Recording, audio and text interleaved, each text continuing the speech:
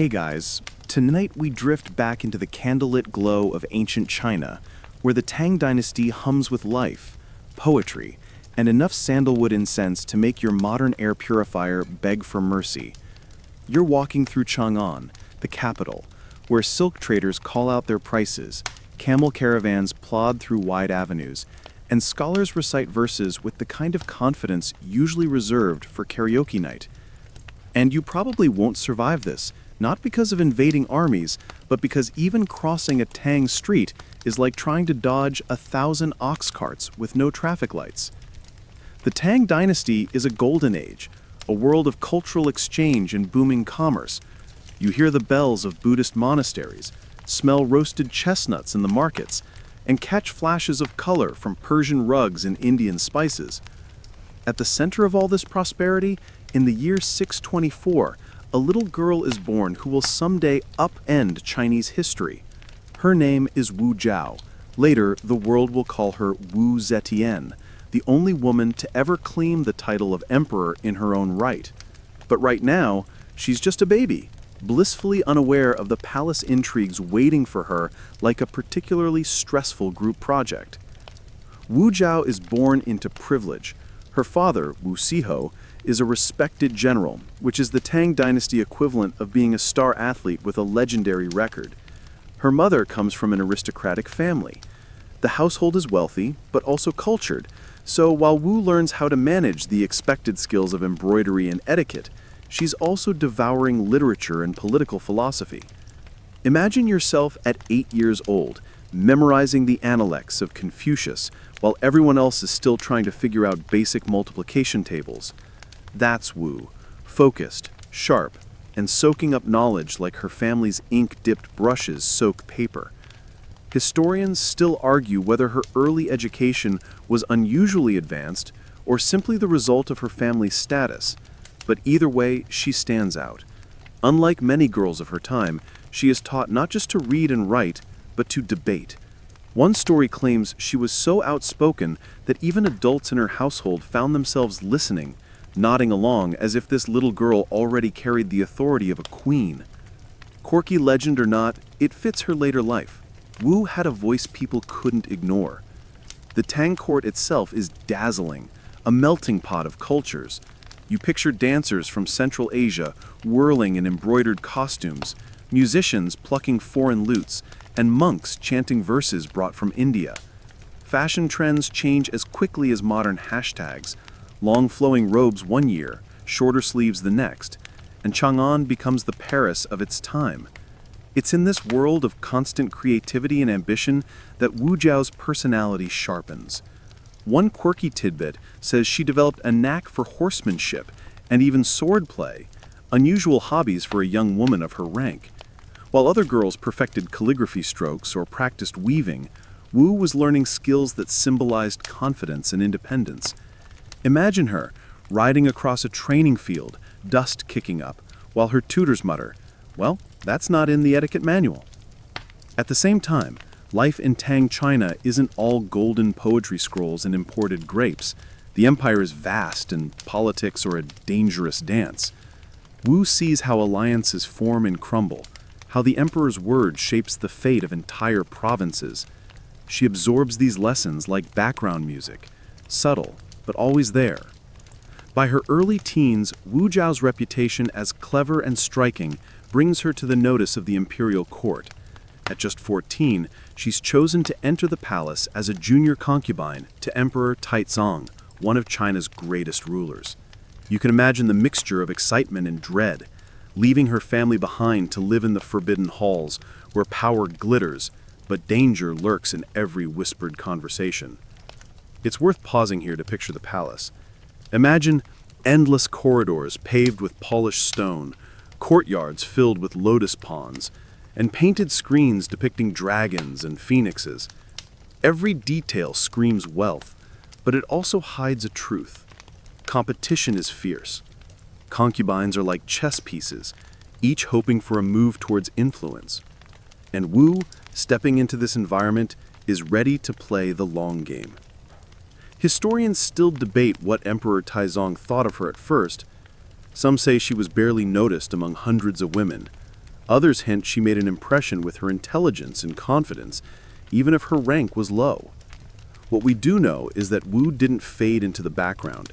She watched, she listened, and she learned. How ministers advised the emperor, how policies were announced, and how whispers could matter as much as decrees. Meanwhile, life in the capital swirls on. Markets are so busy you can't even hear yourself think, but inside the palace, silence reigns, broken only by the scratch of brushes on silk scrolls. Wu walks through those quiet halls, her eyes sharp, her mind racing. She isn't just another girl in silk slippers. She's preparing for something larger, though she can't yet name it. Remember that crocodile dung sunscreen from earlier? Well, here in the palace, beauty regimens are even more elaborate. Women bleach their faces with rice powder, darken their eyebrows into sharp arches, and wear elaborate wigs that sometimes weigh more than a modern bike helmet. Wu participates, but unlike others who stop there, she knows beauty alone won't secure her future. Her strength is her mind. And so, as lanterns flicker over Chang'an at night, you see young Wu Zhao in her quarters, memorizing poetry, crafting clever responses, and shaping herself into someone who cannot be ignored. She is still just a teenager in a vast palace filled with rivals, but already the quiet power she carries feels undeniable. The stage is set, the empire is watching, and history has just opened the curtain on its most unlikely star. You wake the next morning to the soft clang of bells echoing across the palace grounds, a reminder that the Tang court runs on ritual as much as politics. You stretch, wander past lotus ponds glistening with dew, and realize that this palace, though beautiful, is less like a vacation resort and more like a pressure cooker with silk curtains. Every step, every smile, every flutter of a sleeve is weighed, measured, and noted by someone. You're not just living here, you're auditioning, constantly. Wu Zhao, now a teenage concubine, understands this better than most. She is officially one of Emperor Taizong's many junior concubines, which sounds glamorous until you realize it's essentially being ranked somewhere between background extra and intern in the imperial hierarchy. Still, she isn't deterred. She knows survival here is about patience and observation. And while the emperor may not notice her immediately, she is paying attention to everything. Who flatters him most, who dares to speak boldly, and which courtiers conveniently disappear after offending the wrong person. Historians still argue whether Taizong saw her as remarkable early on, or whether she was overlooked until much later. Either way, Wu's intelligence never sleeps. She memorizes state affairs from scraps of conversation, studies the emperor's moods, and refines her presence with subtle charm. Unlike other concubines who lean solely on beauty rituals, Wu builds a reputation for sharp wit. Imagine the palace chatter. Did you hear what the Wu girl said? Clever, that one. A quirky tidbit here. Taizong was known for his love of horses, and supposedly Wu, in her determination to stand out, impressed him by discussing military campaigns and horsemanship rather than the usual palace small talk. Picture a teenager casually chiming in about cavalry formations while everyone else is still debating the merits of jasmine versus rose perfume. But palace life is not a romantic drama, it's a maze. You walk through long corridors where servants glide silently, always listening, always reporting. Food taster at every meal? Of course. Secret police weaving through the staff? Naturally. The palace is both sanctuary and trap, and Wu navigates it with quiet confidence.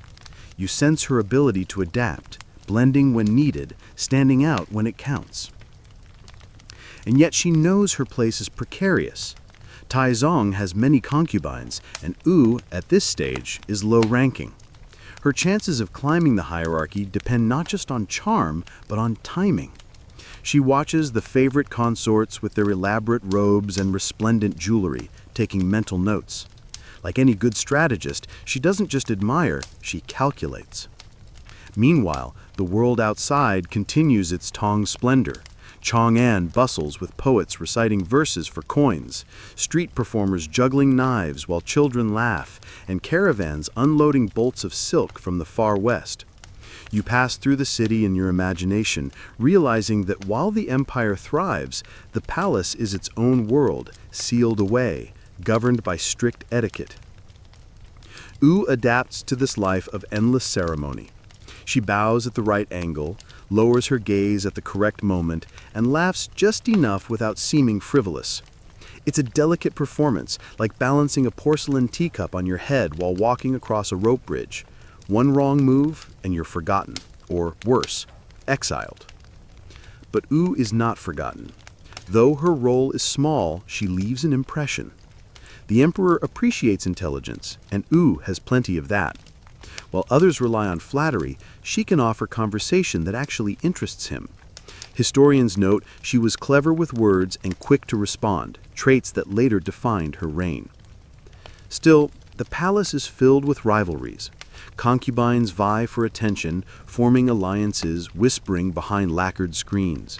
U learns to spot jealousy from across the room, the way someone's fan closes too quickly, or a smile doesn't reach their eyes. It's like playing a 24/7 game of social chess, only the stakes are higher than losing a pawn. You could lose your status, your security, or even your life. Yet she thrives. At night, when lanterns flicker against golden walls, U sits quietly in her chambers, replaying the day's encounters. She reflects not just on her own actions, but on the emperor's expressions, the courtier's behavior, the subtle shifts of favor in the room. She is practicing politics without calling it politics. And here's where history takes one of its strange turns. Taizong dies in 459. Normally, concubines of an emperor would be sent to Buddhist convents, essentially retired from political life. U is no exception. She leaves the palace and takes on the robes of a nun. Imagine her, once surrounded by silk and song, now living in the quiet austerity of a convent, the air thick with incense and chanting monks. But her story doesn't end there, not even close. In fact, this retreat will become the staging ground for one of history's most remarkable comebacks. While she prays beneath temple eaves and listens to the rhythmic strike of wooden bells, she carries with her all the lessons of palace life. The sharp observations, the patience, the timing, all waiting for the moment when she can return. Remember that crocodile dung sunscreen we joked about earlier? Well, here in the convent, the beauty rituals are gone, but U doesn't need them. She's cultivating something deeper, resolute. A kind of inner polish, sharper than jade, more enduring than silk. The palace may have dismissed her, but the future hasn't. And as history prepares to turn its page, U Zhao is ready to write herself back into the story in a way no one could have predicted. You hear the morning gong echo through the temple grounds, deep and resonant, as Wu Zhao begins her days in the quiet rhythm of Buddhist life. The palace glitter is gone, replaced with bare stone floors, worn wooden halls, and the steady murmur of chanting monks. You walk with her past incense coils burning in the rafters, curls of smoke spiraling like thoughts she keeps tucked away. To the casual eye, she's just another former concubine now bound to a life of prayer and simplicity. But beneath the plain robes and bowed head, her ambition has not dimmed. It's simply biding its time, like embers hidden under ashes. Life in the convent is calm, though hardly luxurious. Meals are simple, bowls of rice, a few vegetables, maybe a broth if fortune smiles. You sit with her on the cold floor, tasting plain tea that somehow makes Starbucks drip coffee feel like a royal banquet. She chants sutras alongside other women, her voice steady, her mind alert. This is not a punishment, it's an education in patience. Historians still argue whether she truly embraced Buddhism during this period or whether she saw it mainly as a stepping stone. Some suggest she gained genuine spiritual insight, which later influenced her rule when she heavily supported Buddhist temples. Others suspect she simply kept her eyes on the larger game.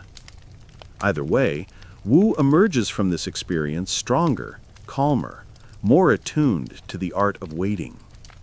The quirky tidbit here? Monastic gossip. Even in a convent, stories floated in from the outside world.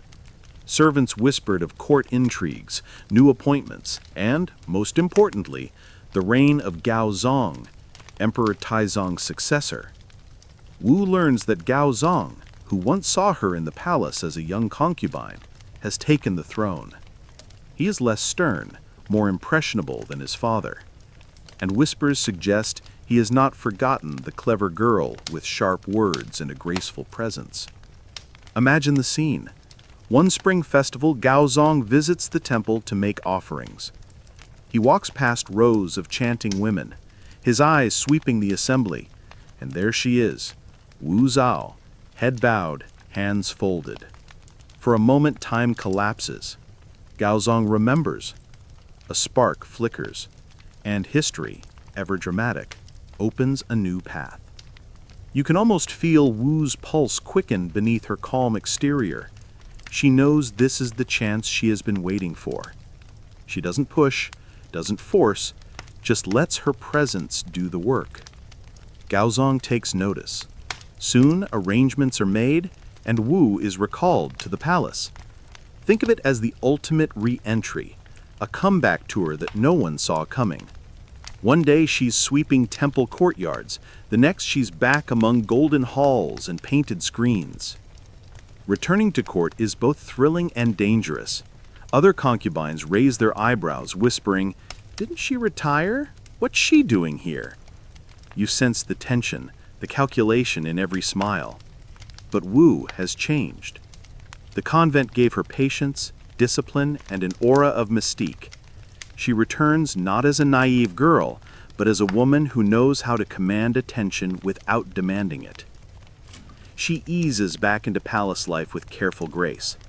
Gaozong, charmed and perhaps a little overwhelmed, elevates her quickly in status. She begins to influence him, not just as a companion, but as an advisor. He listens to her words in council meetings, nods at her suggestions, and soon she becomes a presence everyone at court must acknowledge. The palace itself hasn't changed. Lanterns still glow along jade corridors, peacocks still strut across courtyards, and ministers still shuffle papers while pretending not to plot against each other. But Wu's role is now entirely different. She's not a sidelined concubine anymore. She's edging toward the center of the story. Historians still debate whether her rise was purely personal, Gaozong's affection for her, or whether Wu actively positioned herself through alliances and clever maneuvering. Likely it was both. She was a strategist who understood timing better than most. Remember how she studied the subtle glances, the courtly etiquette, the way jealousy spread like ink across silk? She applies that now, rising step by step. Quirky aside, palace rumors claimed Wu once composed poetry so moving that Gaozong quoted it in council to inspire his ministers. Imagine your crush reposting your poem on social media, but instead of Instagram, it's the Emperor of China quoting you in state policy. That's next-level influence. Of course, rivals seethe. Other consorts glare behind painted fans. Officials mutter that this upstart, once dismissed to a convent, now whispers in the emperor's ear. Yet Wu remains composed, never showing strain. She learned in the convent that silence can be louder than speech, and patience sharper than any blade. You picture her walking through the palace garden at twilight, a robe of deep red trailing across stone paths. The air is cool, crickets hum, and above her, the moon rises, an ancient symbol of feminine power in Chinese poetry. Wu Zetian, though not yet empress, carries herself like one. From forgotten concubine, to Buddhist nun, to rising consort once more, her story is already remarkable. But this is only the beginning. She is still gathering her strength, like the steady swell of a river before it floods its banks. Soon she will test her rivals. Soon she will reach for the crown itself. And you, walking quietly beside her, can already feel the tension tightening in the palace air, like the hush before thunder rolls. You glide with Wu Zhao through the polished marble halls of Gaozong's palace, the air thick with incense and the murmurs of courtiers who can't quite hide their unease, and you notice how she moves now, unhurried, measured, a soft ripple in a very tense pond. You can almost hear the internal spreadsheets updating in every mind she passes. Who greeted whom? Which smile lasted a beat too long? Whose fan snapped closed at the wrong sentence? Here, social math is serious math. The first climb is quiet.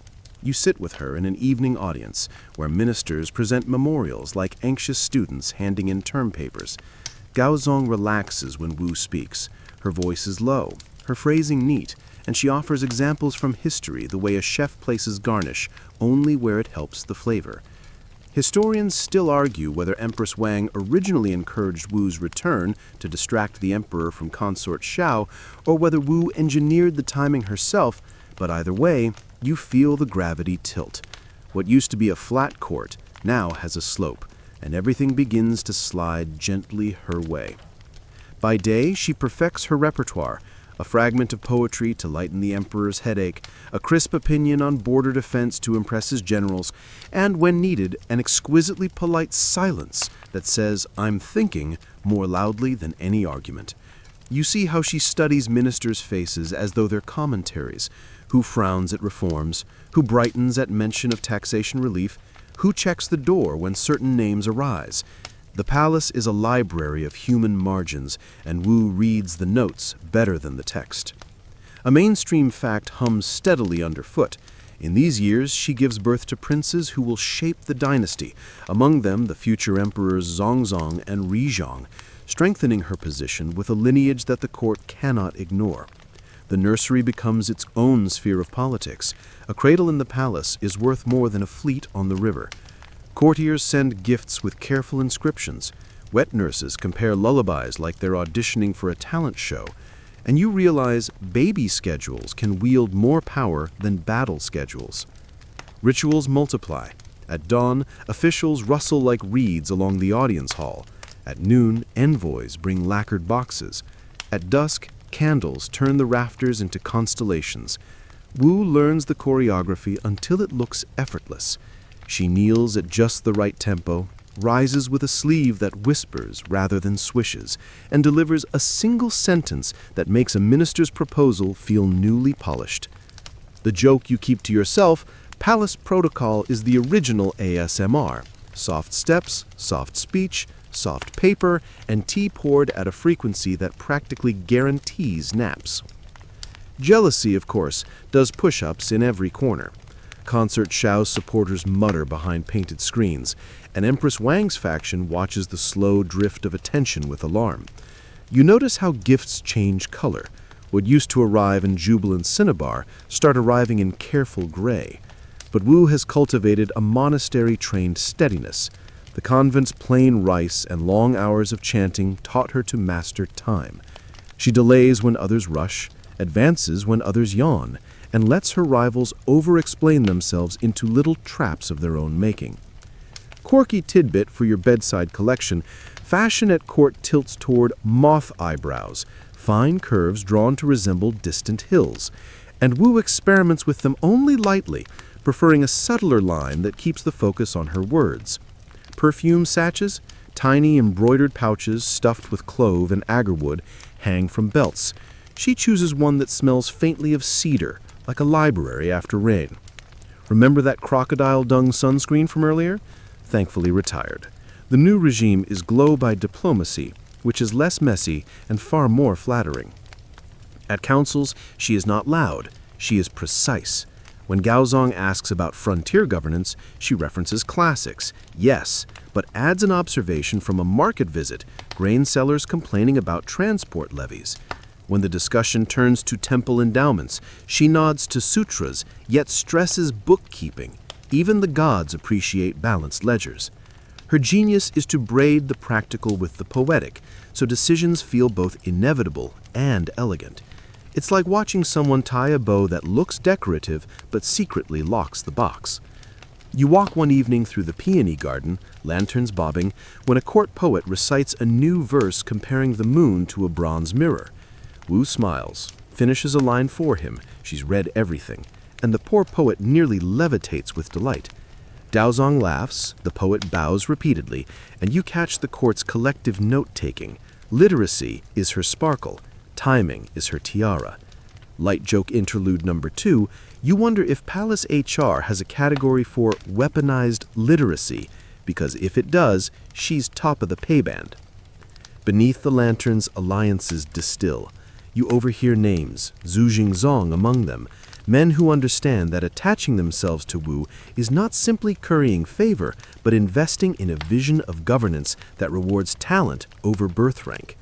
They speak of the examination system with the fervor of early adopters. Broader recruitment means fresher minds and fewer dusty monocles. Wu encourages it, nudging Gaozong toward measures that will later blossom into reforms. She's not yet planting the forest, but she's certainly watering the saplings. Meanwhile, family dynamics curl like smoke. Her sons' titles inch upward, their tutors vegged with scrutiny that would terrify any modern admissions board.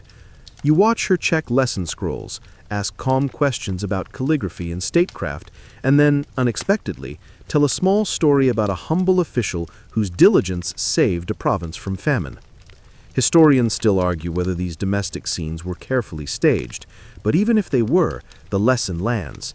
Governance is care, repeated quietly, not just thunderous decrees from a Yade dais.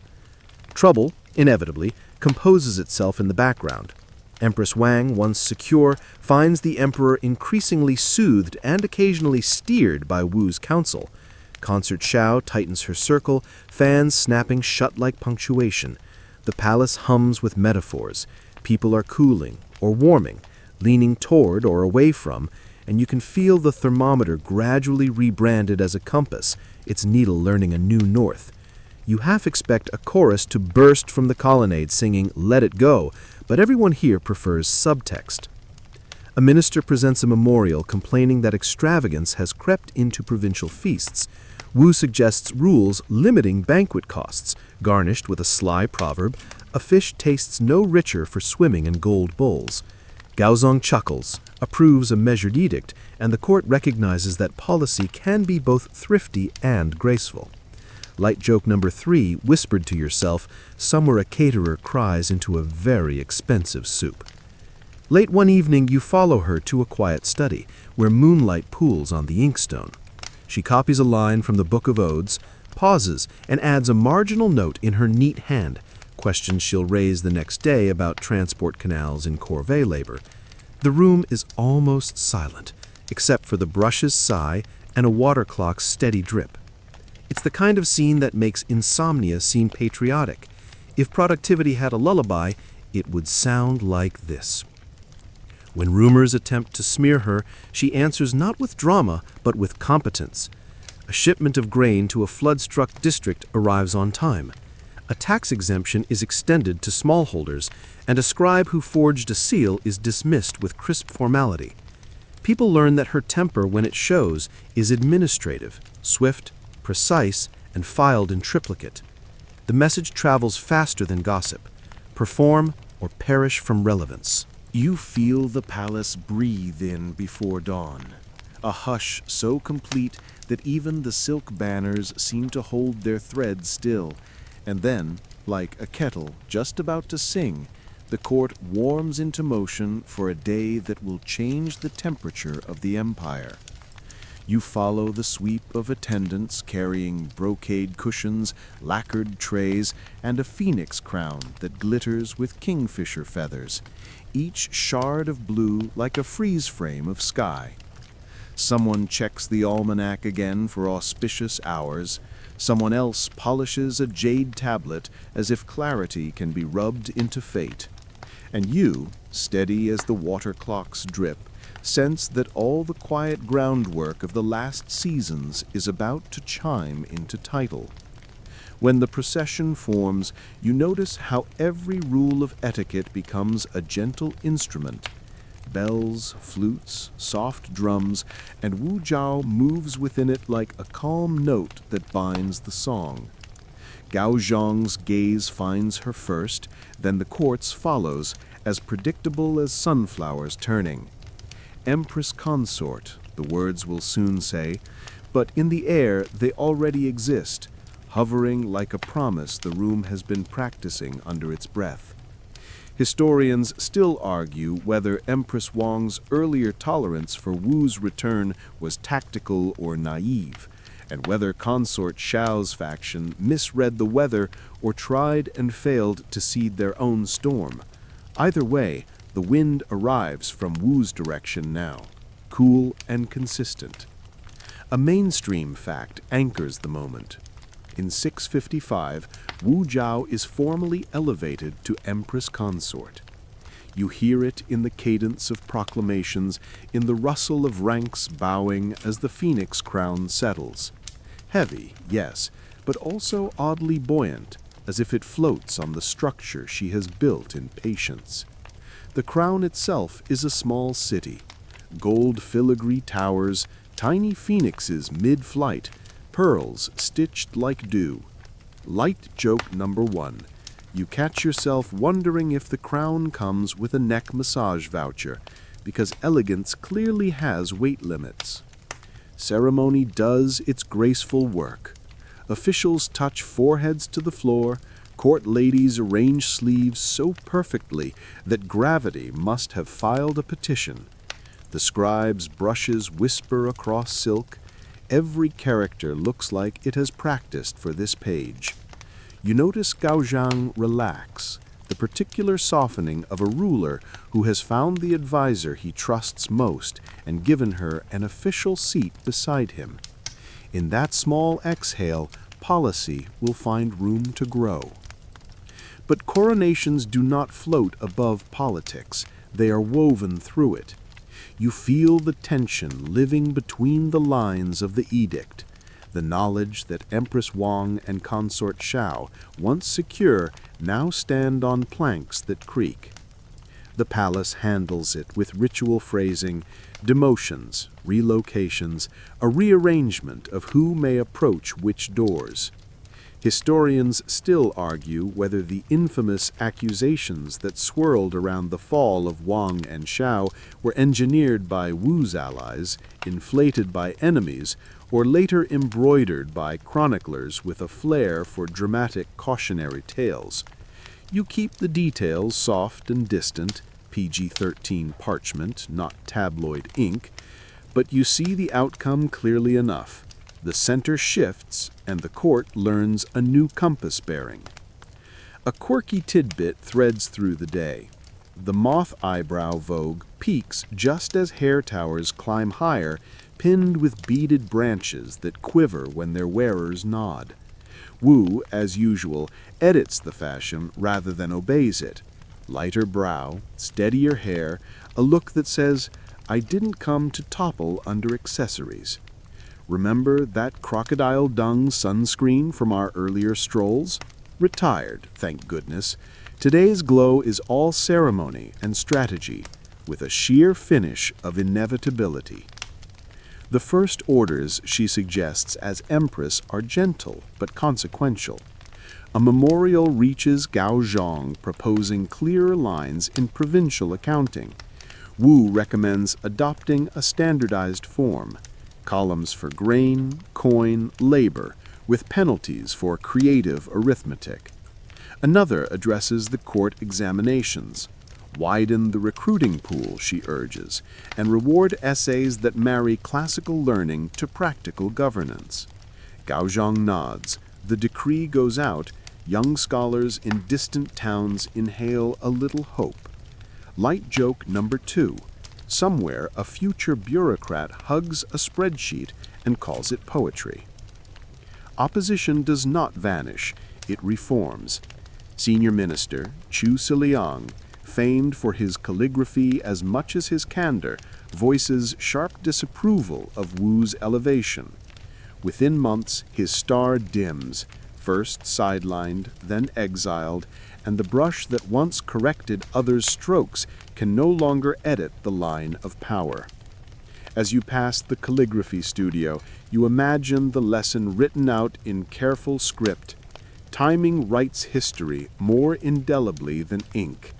You can almost hear the chalk squeak on a cosmic blackboard. Court routines begin to sound different. In strategy councils, Wu's interventions stitch policy to empathy. When military budgets expand, she asks how grain will reach border families before snow. When temple grants are debated, she recommends audits so devotion does not accidentally fund someone's new koi pond. You observe the ministers adjusting, some gratefully, some reluctantly, to a style of governance that prefers precise tools over blunt spectacle. If bureaucracy had a favorite lullaby, it would be the tidy click of her solutions falling into place. In private chambers, the family axis steadies. Tutors for the princes review maps, legal codes, and music, because a future emperor who cannot keep rhythm cannot keep anything else, at least according to a very earnest court musician. You see Wu pause beside the boy's scrolls, offer a small parable about a magistrate who fixed a bridge before writing a poem about it, and then move on without fanfare. Historians still argue whether these home-door moments were carefully staged for watching eyes, but even staged moments, when repeated, become habits. The princes learned that elegance without infrastructure is just costume.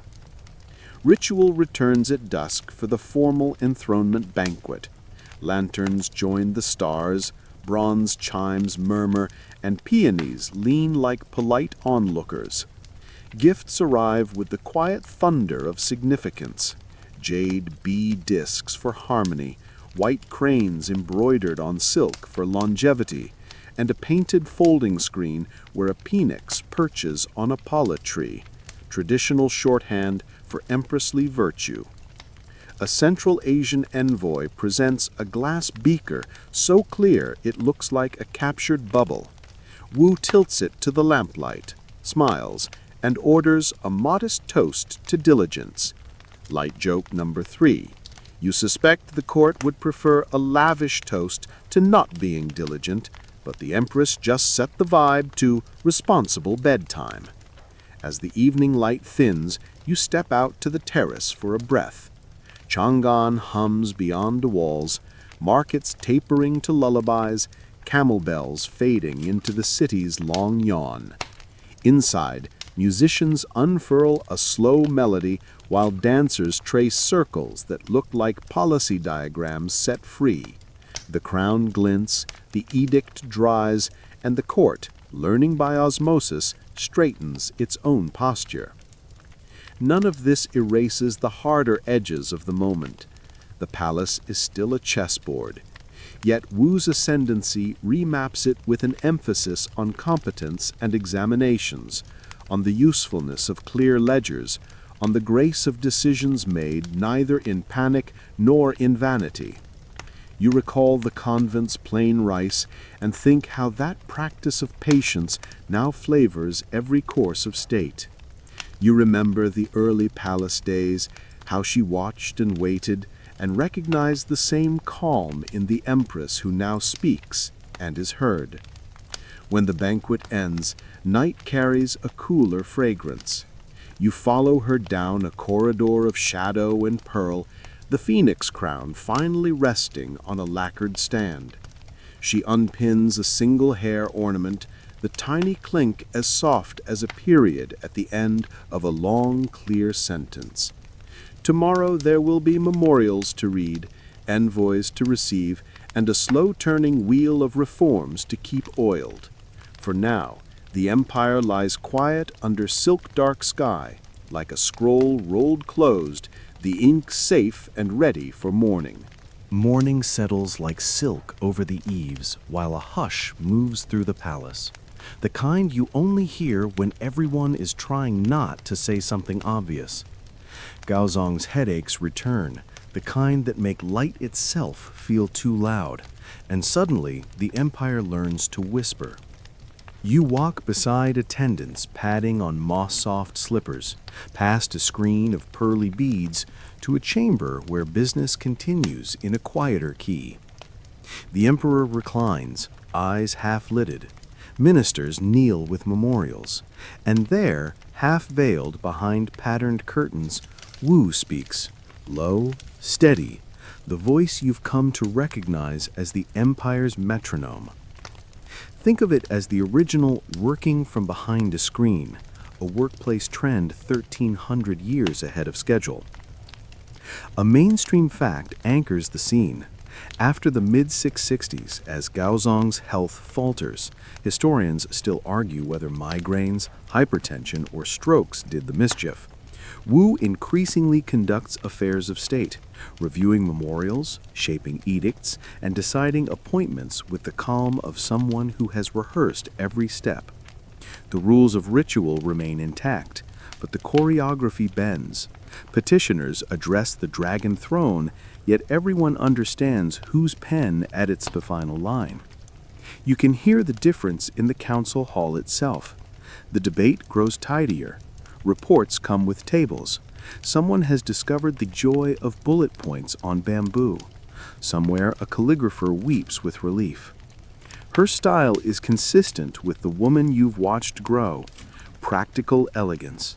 She doesn't thunder, she threads. Revenue shortfalls? She nudges through standardized ledgers so provincial accounts stop flirting with fiction. Recruitment bottlenecks?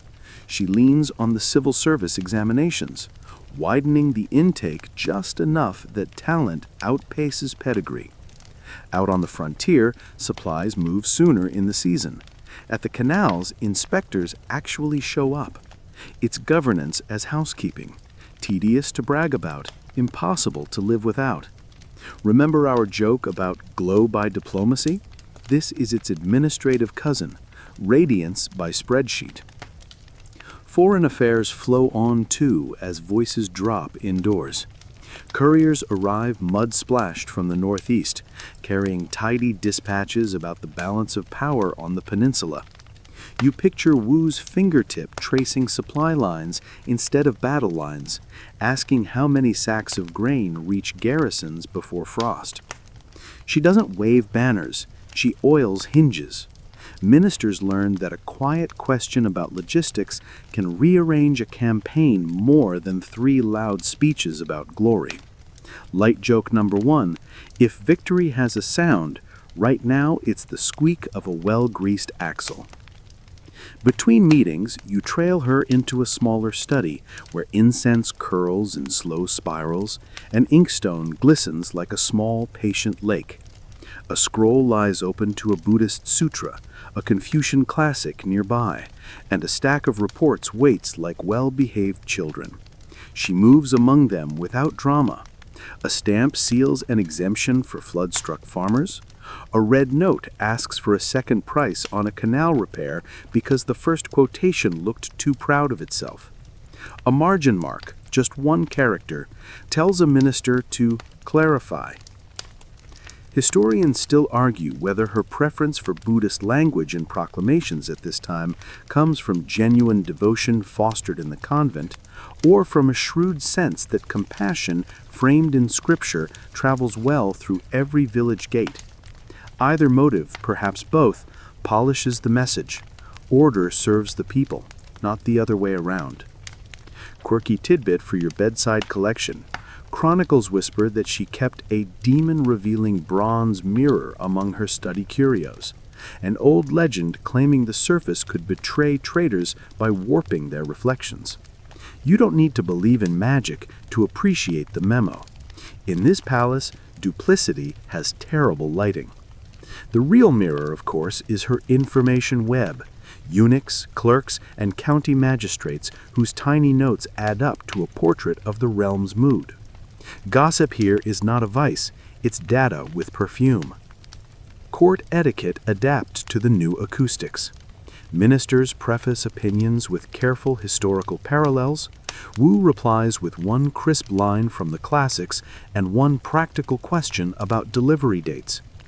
When a memorial recommends building a grand pavilion, she smiles and asks where the timber will come from, which road will bear the weight, and whether the project includes funds for shoring up the old bridge everyone pretends is fine.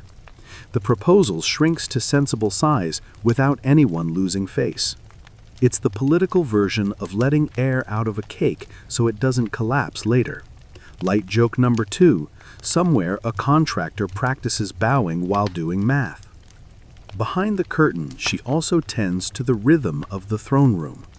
Audiences shorten to spare the emperor's strength, written briefs grow clearer, and evening councils begin earlier so headaches don't eclipse decisions. You can almost hear a palace clerk inventing the executive summary. And when Gaozong feels better, he presides, grateful, visibly easier, while Wu's notes sit just within reach, a map folded small enough to fit inside a sleeve. Her appointments signal a deeper preference, competence with nerve. Officials who speak plainly and then deliver rise. Those who love embroidered sentences more than working canals discover new opportunities in distant prefectures with abundant fresh air. Not all changes are gentle. A few proud trees find themselves replanted. Historians still argue whether these transfers were principled pruning or political gardening. You lean toward both. Even a righteous orchard needs spacing. The palace breathes to her tempo. In the women's quarters, tutors drill characters with the princes. In the archives, clerks bind ledgers in neat twine. In the ritual bureau, someone rewrites the order of offerings to shave 3 minutes off ceremonies, because migraine days count every bell. You loved the crocodile dung sunscreen anecdote. Consider this its governance cousin. Sometimes the old remedy is impressive, but it's the new routine, shade, timing, hydration, that actually keeps you from burning. Poetry still visits, because this is Tang China, and beauty refuses exile. One night, a court musician brings a pipa with a new modal twist borrowed from far travelers. Wu listens, eyes soft, and then has the melody copied for the palace music office. Culture, like policy, benefits from good circulation. A small grant follows to train provincial ensembles. The empire hums a little more in tune. Light joke number 3. Congratulations, you've just witnessed the first government-funded playlist. Rumor tries to nibble at the edges, as it always does. A censor writes too eagerly about luxury in a noble's estate. The investigation finds extravagance, yes, but also an orphan stipend that the noble funds quietly. Wu's response is balanced as a scale, a fine for the waste, a commendation for the charity, and a gentle note to the censor about seeing with both eyes next time. People take the lesson. Precision beats performance. Meanwhile, a petty forger of seals learns that administrative thunder can be very soft and very final. Religious politics thread through the season. Temple endowments continue, but audits arrive with them, and Buddhist rhetoric of compassionate rule seeps into proclamations like warm tea into winter hands. Taoist rites still receive courtesies, Confucian ceremonies still anchor the year, but the homily of the moment is usefulness with mercy. Historians still argue whether her blend of traditions was conviction or coalition management. Either way, the blend holds. The ship sails straighter in mixed winds. As summer leans into harvest, Gaozong's better days string together more often, and you watch the couple share a small, unhurried supper. Millet porridge, pickled greens, a sweet pear. They talk softly about river levels up north, a county magistrate whose letters read like clean water, a poem the youngest prince miscopied in a charmingly disastrous way. Wu smiles and repeats the line correctly, then suggests a teacher with more patience than scold. There's tenderness here, braided with statecraft, and you feel how domestic steadiness props the public stage. When night returns, you walk once more past the beaded screen. On the writing table, a half-dry seal waits beside a list of names for morning audience. The demon mirror sits quietly, reflecting only lamplight and your own drowsy face. Outside, the corridor smells faintly of cedar and rain. You think about all the tiny hinges you've watched today. Ledgers, couriers, short meetings, long patience, and how power here does not shout, it arranges. The empire settles like a well-made quilt, squared at the corners, warm without smothering. And as you step away, you carry the soft certainty that the hand behind the curtain is not merely filling in for a weary ruler, it is shaping the habit of the realm. Gentle pressure, repeated daily, until the pattern becomes... As the sun sinks lower beneath the horizon, the fading light dances over the cityscape, and you reflect on the legacy of Nebuchadnezzar's Babylon. The hanging gardens are, in a way, a glimpse into a forgotten world, one where human ambition knew no bounds. But while the gardens themselves remain elusive, their legacy transcends time, and their myth continues to echo through history. Even today, we find ourselves drawn to the idea of transforming the harshest environments into places of beauty, much like Nebuchadnezzar did in his day. Now, as you stand back and consider the garden's place in the broader context of ancient civilization, it becomes clear that the gardens were not an isolated phenomenon. Babylon was a city full of wonders, each one a testament to the extraordinary ingenuity of its people. But it wasn't just the gardens that made Babylon such a marvel. The city itself was an architectural and cultural wonder, one that rivaled any other in the ancient world. And it was in the midst of this city that Nebuchadnezzar sought to create something not just functional, but breathtakingly beautiful, a gift to his queen and a symbol of his reign. While the gardens were one of the most remarkable elements of Babylon, they were just the tip of the iceberg. The city was home to a vast array of architectural marvels, each one showcasing the technological advancements of its time.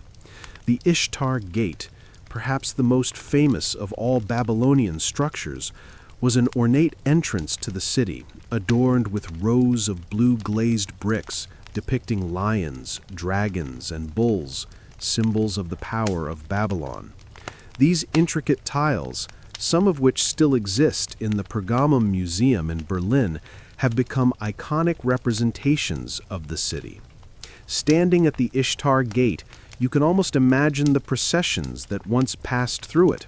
Merchants, dignitaries, and soldiers all entering Babylon to pay homage to its splendor. The grandeur of the Ishtar Gate was matched by that of the city's walls, which were said to be so thick and strong that chariots could race along their tops. These massive walls, built of mud brick and reinforced with an advanced system of arches, served both as a defensive mechanism and a symbol of Babylon's dominance. They were part of a larger, ambitious project that sought to make Babylon one of the most fortified cities in the ancient world. Nebuchadnezzar's success in building such formidable walls and gates was not just a matter of military strategy. It was also about reinforcing his image as a ruler who could protect and preserve his city, his empire, and his vision for the future. And then there were the ziggurats, enormous stepped towers that rose into the sky, each one dedicated to a different god. The most famous of these was the Etemenike ziggurat, a colossal structure that may have been the inspiration for the biblical Tower of Babel. Its towering height and massive size were a testament to the Babylonians' religious devotion and their desire to reach for the heavens. To stand at the base of such a monument would have been awe-inspiring, especially knowing that it was built by hand, stone by stone, without the modern machinery we take for granted today. The ziggurats were not just religious structures. They were statements of human ambition, designed to show that man could build toward the divine. But the gardens, the gardens. Despite the lack of physical evidence, the gardens remain at the center of the story of Babylon's grandeur. Their ability to capture the imagination and live on in myth, even in the absence of any concrete proof, is a testament to the enduring power of human creativity. Imagine the contrast between the harsh, arid landscape of the surrounding desert and the lush greenery of the gardens, their terraces rising high above the city. It must have been a sight to behold, something that defied the very laws of nature. The gardens, like all of Babylon's wonders, were a manifestation of the king's will, an attempt to bring beauty and life to a world that seemed devoid of both. Historians still debate the practical reasons for the garden's creation, as well as their symbolic significance. Some argue that the gardens were more than just an aesthetic feat. They may have also served as an early attempt to address the challenges of urban living in a harsh climate. In an age before modern irrigation systems, Babylon was a city surrounded by the relentless heat of the desert. By creating the gardens, Nebuchadnezzar may have been seeking to improve the city's agricultural output, or simply to provide a cool, shaded retreat for the royal family and their guests. It's possible that the gardens were a combination of beauty and practicality, a space that served both aesthetic and functional purposes. But even if they did have practical purposes, it's clear that the gardens were also meant to convey something grander, something that transcended mere utility. The gardens were a symbol of Babylon's power and prosperity, a way for Nebuchadnezzar to showcase not only his ability to control nature, but also his status as a divine ruler. They were, in a sense, an earthly representation of heaven, a place where the gods and humanity could coexist in perfect harmony. This is what made the Hanging Gardens of Babylon so extraordinary. They were not just a feat of engineering, they were a vision of an idealized world. As you wander through the gardens in your mind's eye, you can almost feel the coolness of the shade, the vibrancy of the colors, the gentle sound of water flowing over the terraces. The gardens, in a way, are an expression of the best that humanity can achieve. They remind us of what is possible when we dare to dream big and defy the limits of what seems possible. The Hanging Gardens of Babylon, whether real or imagined, are a lasting testament to the power of human creativity, to our ability to create something beautiful and enduring, even in the most unlikely of places. And though the gardens themselves may be lost to history, their legacy continues to inspire us. Today, we still seek to create beauty in the world, in our cities, in our homes, and in our gardens. Vertical gardens, green roofs, and urban parks are just a few examples of how the spirit of the Hanging Gardens lives on in modern times. And so, even as the ancient city of Babylon fades into the past, the gardens, in all their imagined glory, continue to inspire us to create something extraordinary, something that will last long after we're gone. As you stand in the fading twilight of this ancient dream, it's hard not to feel a sense of awe at how such a simple garden could transcend time and become a symbol of something much greater. The Hanging Gardens of Babylon were, after all, more than just an impressive feat of engineering or a lavish gift for a queen. They were, in their essence, a vision of paradise brought to life in a place where nature's power seemed out of reach. And now, centuries later, they still carry a kind of mystique that captivates us, making us wonder about the mysteries they may hold. But what is it about the story of the Hanging Gardens that continues to captivate our imagination so thoroughly? Why does this ancient wonder endure, even in the absence of physical evidence? Perhaps it's because the gardens represent something more universal than just a magnificent structure. They symbolize the human desire to transcend the limitations of our environment, to create beauty where none exists, and to leave a legacy that will outlast us. The gardens, whether real or imagined, are a metaphor for our longing to conquer the forces of nature, to turn barren deserts into lush oases, to shape the world around us into something that reflects our highest ideals. And that, perhaps, is the key to understanding why the Hanging Gardens have lived on in our collective memory. In the gardens, we see the intersection of human ambition and the natural world, the desire to create something extraordinary even in the face of adversity. The gardens are a reflection of what we as humans are capable of achieving when we set our minds to it. We may not have the tools or resources that Nebuchadnezzar had at his disposal, but in our own way, we still strive to create beauty even in the most unlikely places. From green spaces in urban cities to vertical farms and rooftop gardens, the legacy of the Hanging Gardens lives on in the ways we continue to transform our environments. The gardens are also a symbol of what we are willing to do for love. Nebuchadnezzar's decision to build such an extravagant, labor-intensive structure was undoubtedly motivated by a deep love for his queen, Empress of Media. As the story goes, Empress was homesick for the lush landscapes of her homeland, and Nebuchadnezzar, eager to ease her pain, decided to create a paradise for her in the heart of the desert. Whether the gardens were real or not, this gesture speaks to the enduring power of love and the lengths to which we are willing to go to make the people we care about feel at home.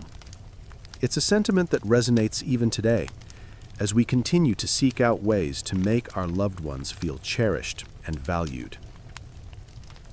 But beyond the personal motivations of Nebuchadnezzar, the Hanging Gardens also represent a more profound relationship between rulers and their subjects. Kings like Nebuchadnezzar didn't just rule over their people, they were expected to embody the values of the gods. To build something as extraordinary as the Hanging Gardens would have been to demonstrate divine favor, to show that their reign was blessed by the heavens. The gardens weren't just a gift to Empress, they were a proclamation of Nebuchadnezzar's divine right to rule. The creation of such a wonder could be seen as a message to the people of Babylon, a visual declaration that their king was chosen by the gods and had the power to shape nature itself. This connection between the divine and the earthly is woven throughout the entire history of Babylon. The city itself was designed to reflect the gods' favor, with its monumental structures serving as reminders of the king's connection to the divine. The ziggurats, for example, were built not just to honor the gods, but to bring the ruler closer to them. To build such a towering structure was to attempt to bridge the gap between heaven and earth, to show that the king was a conduit for divine power. In many ways, the Hanging Gardens fit perfectly into this worldview, a symbol of the king's ability to command both the natural world and the heavens above. But of course, even the most extraordinary empires fall. Babylon's days of glory were relatively short-lived, and by the time of Nebuchadnezzar's death, the empire was already beginning to decline. The gardens, once a symbol of the city's power, faded into obscurity, and with the passage of time, the great city itself became little more than a ruin. The fact that we still talk about Babylon today is in many ways a testament to the enduring legacy of its wonders, including, of course, the Hanging Gardens. As you walk through this imagined version of the Hanging Gardens, it's clear that their significance goes beyond their construction. The gardens are a reflection of humanity's drive to create, to innovate, and to leave something behind that will endure. Even though we may never know the true story of the Hanging Gardens, their enduring legacy is a reminder that beauty, love, and ambition are universal ideals. Whether in the grand palaces of ancient kings or the green spaces of modern cities, we continue to strive for something that transcends the mundane, something that captures the essence of who we are and what we hope to become. The gardens may have been lost to time, but their spirit lives on. We carry with us the lessons of Babylon, of creativity, of beauty, and of the unrelenting desire to build something greater than ourselves. The Hanging Gardens, whether real or imagined, continue to remind us that even in the most unlikely of places, beauty can bloom and wonders can arise. They represent the best of what humanity is capable of, and perhaps that is their greatest legacy.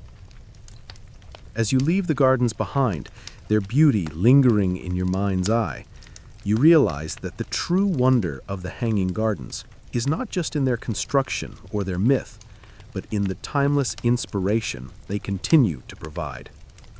In the end, the gardens will never truly disappear. They will continue to grow in the fertile soil of human imagination, blooming with every new generation that seeks to create something extraordinary in the world. As you step away from the imagined beauty of the Hanging Gardens, the world of ancient Babylon begins to fade from view. Yet the mystique of this ancient wonder lingers, as if the very idea of it still casts its shadow over us. Even though centuries have passed and the garden itself may have been lost, the spirit of the Hanging Gardens lives on in the hearts of those who dream of creating something greater than themselves. The gardens are more than just a symbol of an ancient civilization. They represent the perennial human desire to make the impossible possible, to transform the mundane into the extraordinary. Looking back on everything you've explored, the Hanging Gardens have become a window into a distant past, a place where myth and history intertwine. The fact that no one can agree on their true existence only adds to their allure. In a sense, the gardens have become as much a part of the collective imagination as they ever were a physical structure. They are a symbol of a world that was as much about dreams as it was about reality. The gardens are not just a testament to Nebuchadnezzar's power, but to the ambitions of all human beings to create something that lasts beyond their lifetimes, something that will be remembered long after they are gone. The creation of the Hanging Gardens was an act of extraordinary vision, one that combined art, science, and love. But it was also a reflection of the very nature of Babylon itself, a city of contradictions, where beauty, power, and faith all coexisted. In Nebuchadnezzar's time, Babylon was a beacon of culture and power, yet it also housed a deep spirituality that connected its people to the gods. The gardens embodied that duality. They were both a symbol of the earthly realm and a representation of the divine. And in that sense, they were not just a physical structure, they were an expression of the very soul of Babylon. The Hanging Gardens, whether real or imagined, also serve as a reminder of the fleeting nature of empires. Like all great civilizations, Babylon eventually fell, and its wonders were buried by time and neglect. But the gardens, in their mythic form, have never truly vanished. The legend of the gardens has remained vibrant throughout the centuries, passed down through generations of storytellers, historians, and dreamers. In a way, the gardens are not just a monument to Nebuchadnezzar's reign, but a reminder that the things we create, the beauty we build, the dreams we cultivate, live on in the collective consciousness, even after the physical structures have crumbled away. In modern times, we continue to be inspired by the idea of vertical gardens, rooftop farms, and green spaces in urban areas. The Hanging Gardens are, in a sense, the spiritual ancestors of these modern efforts to bring nature into the hearth of cities. Just as Nebuchadnezzar sought to defy the limitations of the desert by creating a lush paradise, we now strive to bring green spaces into the concrete jungles of our own cities. The spirit of the hanging gardens continues to live on in these projects, which seek to reconcile the natural world with the built environment. The gardens may have disappeared, but the idea of creating harmony between nature and civilization remains as powerful as ever.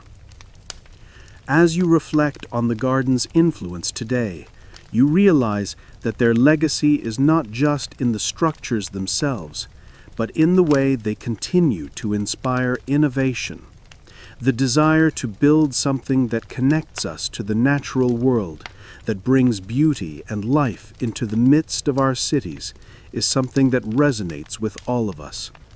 In a world that is increasingly urbanized and disconnected from nature, the idea of creating green spaces, gardens, and oases in unexpected places has never been more important.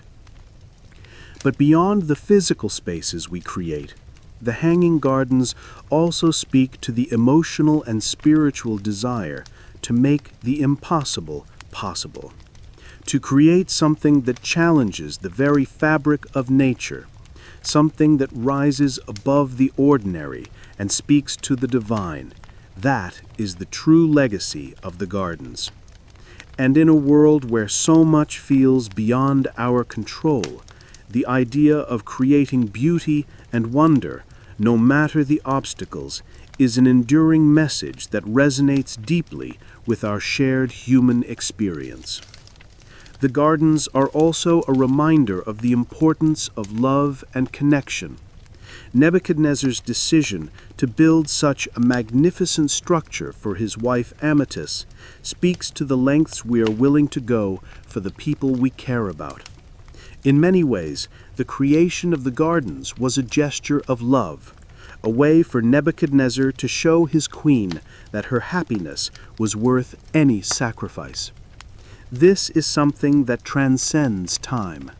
Whether it's building a grand garden or simply creating a space where we can be together, the desire to make those we love feel cherished and special is a universal theme that endures through the ages.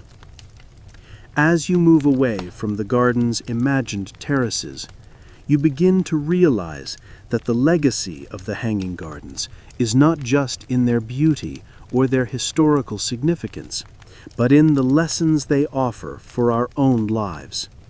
The gardens remind us that there is always room for creativity, for beauty, for love. They encourage us to build something that will outlast us, to create a lasting legacy that reflects the best of who we are. Whether through art, architecture, or the spaces we create for our loved ones, the spirit of the hanging gardens lives on in each of us. The idea of the hanging gardens, whether real or imagined, serves as a lasting testament to human potential. Even if we never discover their physical remains, the gardens live on in the ways we continue to dream, to build, and to create. And perhaps, in the end, that is their greatest legacy. Not the bricks or the water channels, but the inspiration they continue to provide to anyone who dares to dream of something greater than themselves. As the stars begin to appear in the night sky above, you find yourself reflecting on the journey you've taken through the world of the hanging gardens. What started as a brief exploration of one of the 7 wonders of the ancient world has transformed into something far deeper. The gardens, whether they ever existed or not, have become a metaphor for the human spirit, an enduring symbol of our desire to create beauty in even the harshest of conditions. And though the physical gardens may be lost, their essence continues to inspire us, filling us with a sense of possibility that transcends time and space. We often think of the Hanging Gardens as a product of ancient Babylon, a relic of a civilization long gone. But in reality, they belong to all of us. The idea of a lush, verdant garden rising high above the earth speaks to a universal longing that has been present throughout human history. The longing to connect with nature, to create something beautiful and lasting, and to challenge the limitations of the world around us. Whether in ancient Mesopotamia or the modern world, we are still trying to create these wonders. Just as Nebuchadnezzar sought to overcome the arid desert by building his vertical paradise, we too seek ways to bring nature into our cities, to create green spaces where there once was only concrete. In the world today, vertical gardens, rooftop parks, and urban farms are not just a passing trend, but a reflection of the same spirit that guided Nebuchadnezzar. These modern efforts may not be as grand or as mythical as the Hanging Gardens, but they are inspired by the same desire to harmonize nature and civilization. When we plant gardens in urban spaces, we are, in a sense, continuing the work that was started long ago. And like the gardens of Babylon, these new green spaces serve as both a practical solution to modern challenges and a reminder of our potential to transform the world around us. But the legacy of the Hanging Gardens is not just found in our physical landscapes. It is also woven into the fabric of our cultural consciousness. We continue to tell stories about the gardens, to imagine what they might have looked like, and to ponder how such an extraordinary feat of engineering could have been accomplished. The mystery of the gardens, their possible existence, their design, and their ultimate fate continues to spark our imaginations, pushing us to ask bigger questions about what is possible and how far we can go in the pursuit of beauty and innovation. Perhaps it is this mystery that gives the gardens their lasting power. In a world that often seems dominated by the known, the predictable, and the tangible, the idea of the Hanging Gardens reminds us of the magic of the unknown. The gardens represent the gap between reality and imagination, a place where the boundaries of possibility blur and where we are free to dream. They invite us to imagine a world that could be, a world where even the harshest conditions can be transformed into something lush, vibrant, and full of life. The very fact that we still wonder about the gardens, even in the absence of concrete evidence, speaks to the timeless appeal of their mystery. But the gardens are not just about imagination. They are about action. They remind us that we are capable of creating beauty and wonder in the world, even when faced with seemingly insurmountable challenges. They inspire us to look at the spaces around us and ask, how can we make this better? How can we bring nature into our lives in a way that transforms our environment? Whether we are planting a tree, designing a green roof, or simply creating a small garden in our backyard, we are participating in the same act of creation that Nebuchadnezzar undertook so many centuries ago. The Hanging Gardens, in all their mystery, continue to call us to action, to build, to create, and to leave something lasting behind. As the night deepens and the world around you grows quieter, you feel a sense of peace, knowing that the spirit of the Hanging Gardens has not disappeared. Their influence can still be felt today in the green spaces we create, in the gardens we tend, and in the stories we continue to tell. They are not just a part of history, they are part of our shared human experience. Their legacy is not bound by time or place, but is something we carry with us, shaping the world around us in ways both large and small. And perhaps that's the most important lesson we can learn from the Hanging Gardens. While the physical gardens may have faded away, their essence lives on in us.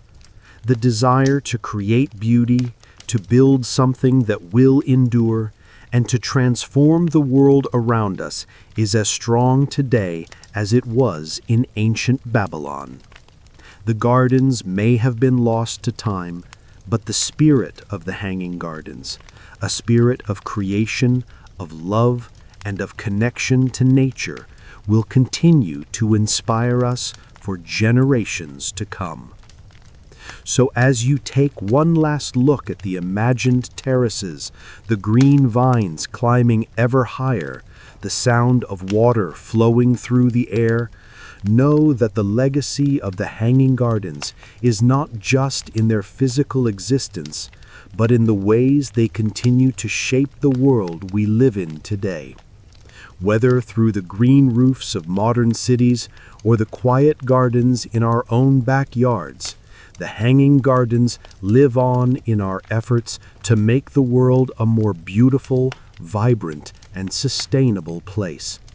They remind us that beauty can bloom in even the most unlikely of places, and that no matter where we are or what challenges we face, we have the power to create something extraordinary.